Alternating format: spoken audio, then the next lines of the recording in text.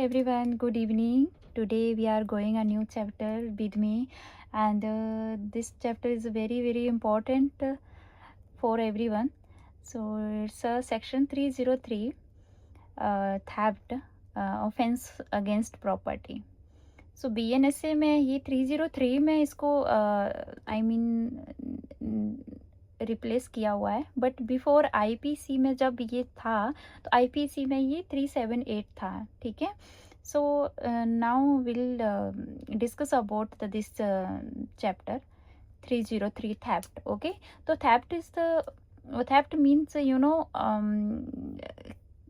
चोरी करना या कुछ भी. आई मीन जैसे इसमें काफ़ी सारे सेक्शन हैं, 303 से लेके 309, 3010, 30 ऐसे ऐसे करके. बट अभी उसके बाद ठगैती है, स्नैचिंग है, जैसे स्नैचिंग करना, ठगैती करना, रोबरी करना, so but now today I am talking about only theft 303 BNSA 2023. Okay, जब ये इम्प्लीमेंट हुआ था. So this is very good question here. Whoever intending to take dishonestly any movable property out of the possession of any person without that person consent move that property in order to such a taking is said to commit theft. Okay.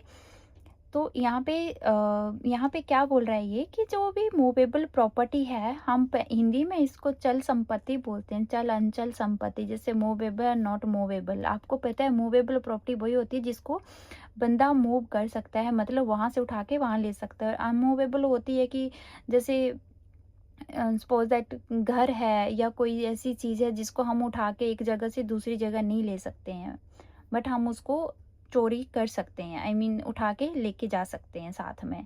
ठीक है.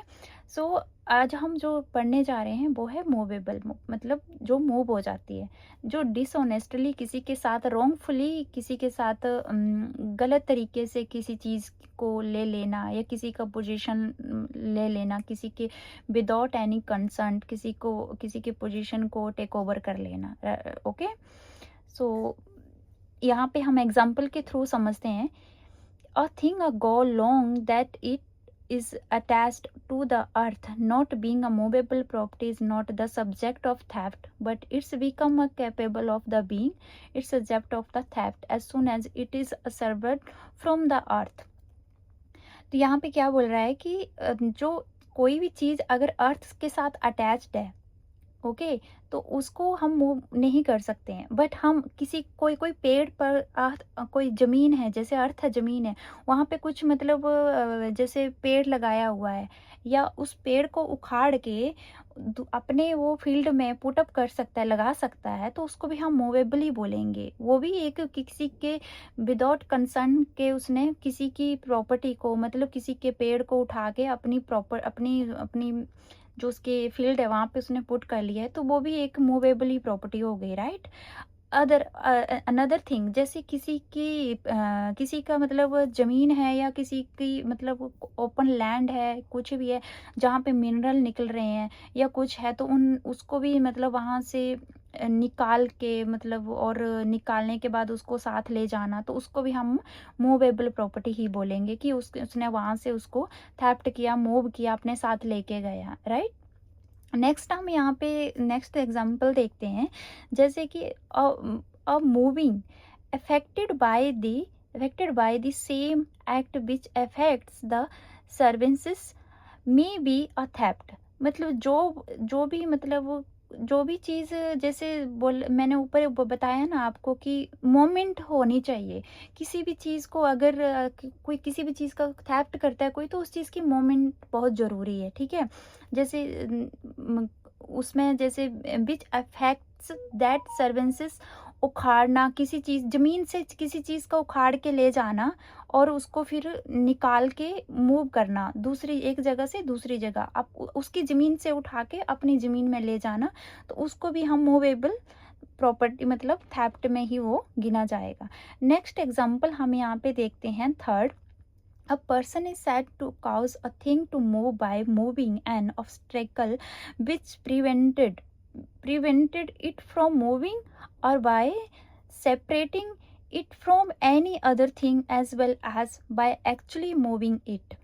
सो यहाँ पे third example बोल रहा है कि मतलब अगर कोई भी चीज़ है, कोई भी वस्तु है, कोई भी चीज़ है, मतलब और जो बंदा बोल रहा है कि मतलब उस बंदे को वो चीज़ चाहिए और वो चीज़ जो है बंधी हुई है किसी के साथ, तो वो और मतलब उन्होंने रोक रोक रखा हुआ है, मतलब उसको प्रिवेंट किया हुआ है, बांध के रखा हुआ है। उसके बावजूद भी अगर आप उस चीज़ को निकाल के, खींच के, खोल के लेके जा रहे हैं, तो उसको भी हम मूवेबल प्रॉपर्टी ही बोलेंगे, ठीक है।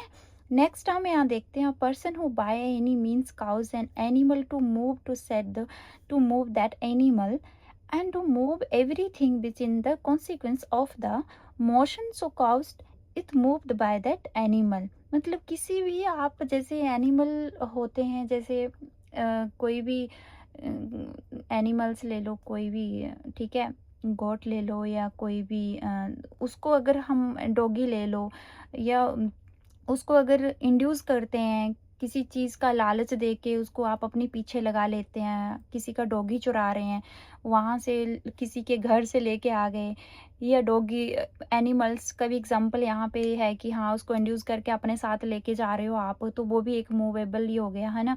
या किसी की गाय हो गई, भैंस हो गई, कोई भी कुछ भी हो गया, यहाँ एग्जाम्पल के थ्रू हम ले सकते हैं।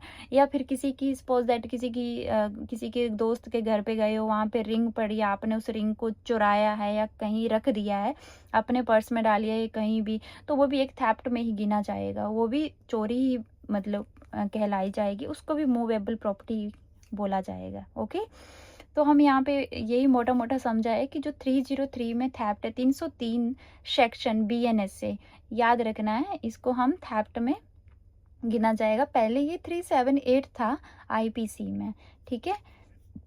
इसके काफ़ी सारे मतलब इल्यूजन्स भी हैं, बट मैंने उसके बहुत लॉन्ग है ये, मैंने इसमें खुद तो स्टडी किया, बट यहाँ इतना लंबा एग्जांपल नहीं दे सकती, तो आप समझ ही गए हो कि जो मूवेबल प्रॉपर्टी होती है उसको कैसे कैसे मूव करते हैं और कैसे कैसे किया जाता है ना। Thank you so much.